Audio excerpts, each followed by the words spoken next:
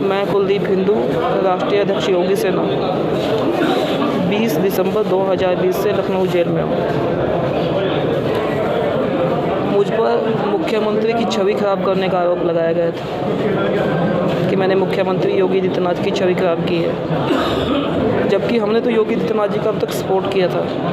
हमारा संगठन भारत के संविधान के अनुसार रजिस्टर्ड था, जो कोर्ट ने भी माना। 5 लोगों को हमको गिरफ़्तार किया गया था। जब मुझे गिरफ़्तार किया गया था तो पुलिस बोल रही थी कि हमें नहीं पता आपका मुकदमा क्या है, हमारे समझ में नहीं आ रहा। जो मुख्यमंत्री बोल रहे हैं वही हम कर रहे हैं। अब 10 महीने से मैं जेल में हूँ।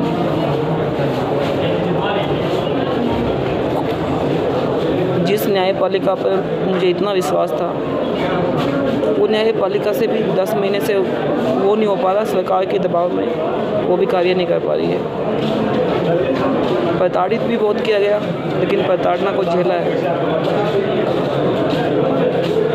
मैंने कभी भी नहीं कहा कि मेरे संगठन का योगी आदित्यनाथ से संबंध है। मैंने हमेशा यही कहा कि मेरा संगठन योगी आदित्यनाथ को, भाजपा को सपोर्ट करता है, और भाजपा ने सपोर्ट करने के बदले हमें ये सज़ा दी है।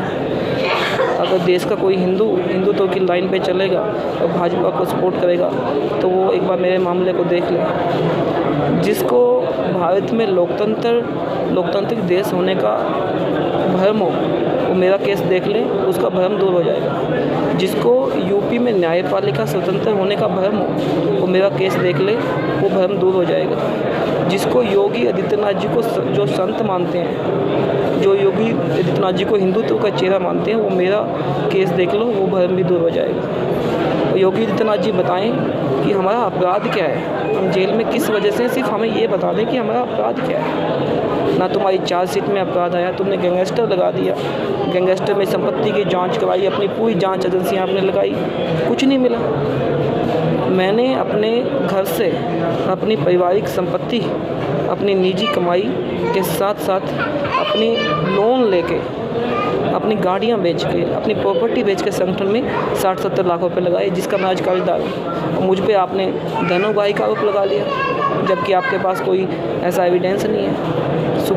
हाई कोर्ट में जब बेल पे बहस होती है, तो आप अपने वकील खड़े कर देते हो कि सर समय दे दीजिए। आप हाई कोर्ट पे भी दबाव बना रहे हो। मैं ब्राह्मण हूँ, मैं मानता हूँ ये मेरा कसूर है। मैं हिंदुत्व की लाइन पे चला, मैं मानता हूँ ये मेरा कसूर है। मैंने आपको सपोर्ट किया योगी जी, मैं मानता हूँ ये आपका कसूर है, ये मेरा कसूर है। मुझे आपसे वरदान की इच्छा थी, आपने श्राप ही दे दिया।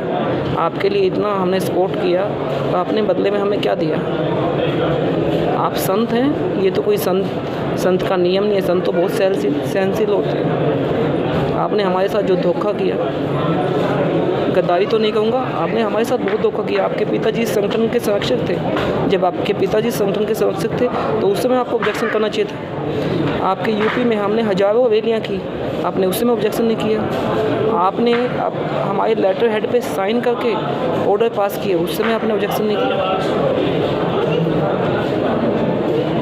आप हिंदुत्व के दम पे सत्ता में आए, हमने आपको सपोर्ट किया, और आपने हमारे साथ ये किया। कोई भी हिंदुत्व की राह पे जाने से पहले 100 बार सोचेगा। मैं आज से कोर्ट आया हूँ, मैं आज तो मैं स्पष्ट करता हूँ कि मेरा भविष्य में ना भाजपा से संबंध रहेगा और ना योगी जी से संबंध रहेगा। मैं अपने दम पे मैंने संगठन बनाया है, अपने दम पे मैं आगे चलूँगा।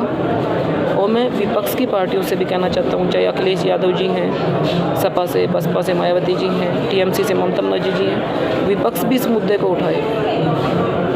क्या विपक्ष की भूमिका नहीं होनी चाहिए कि किसी के साथ ऐसा अत्याचार हो रहा है, न्यायपालिका को कुचला जा रहा है? कोई मेरा केस तो देखे और मुझे ये तो बताए कि मैं 10 महीने से सलाखों के पीछे क्यों हूँ। मेरा कसूर क्या है, मुझे कम से कम ये तो बताया जाए। बस एक ही कसूर है कि योगी आदित्यनाथ की छवि खराब कर दी। अरे कौन सी छवि खराब कर दी, वो तो बताइए। अब 2 महीने बाद जब अगली बार भाजपा की सरकार यूपी में नहीं आएगी, यूपी में भाजपा बुरी तरह हारेगी, 2 अंकों में भाजपा पिटेगी, क्योंकि एक ही चुनाव आपने हमारे से बिना लड़ा है बंगाल का, उसमें आपने हमारी अपनी स्थिति देखी है। तो योगी आदित्यनाथ जी, ये कोई हिंदुत्व नहीं है आपका। मैं खुल के आपके हिंदुत्व का विरोध करता हूँ और आगे करूँगा। मैंने आपकी सेवा की, बदले में आपने हमें सजा दी। धन्यवाद आपका।